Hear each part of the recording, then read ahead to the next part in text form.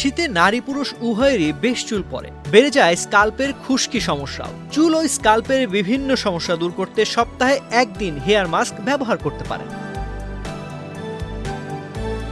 Avocado চামচ দিয়ে তুলে ব্লেন্ডারে ব্লেন্ড করুন। এর সঙ্গে 1 টেবিল চা চামচ মধু ও 2 টেবিল চা চামচ অলিভ অয়েল নিন। উপাদানগুলো আবার একসাথে ব্লেন্ড করুন। এই মাস্কটি লাগিয়ে 30 মিনিট রেখে চুল শ্যাম্পু করে ধুয়ে ফেলুন। এই প্যাক চুল ময়শ্চারাইজিং করবে এবং চুলের গোড়া মজবুত করবে।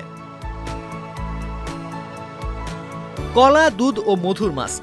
2টি পাকা কলা চটকে এর সঙ্গে 2 টেবিল চা চামচ মধু ও আধা কাপ দুধ মিশিয়ে পেস্ট বানিয়ে ফেলুন। পরিষ্কার চুলে এটি লাগিয়ে 20 থেকে 30 মিনিট অপেক্ষা করুন। এরপর শ্যাম্পু দিয়ে চুল ধুয়ে ফেলুন। এটি চুলে পুষ্টি যোগায়, একই সঙ্গে চুল ঝরঝরে করে।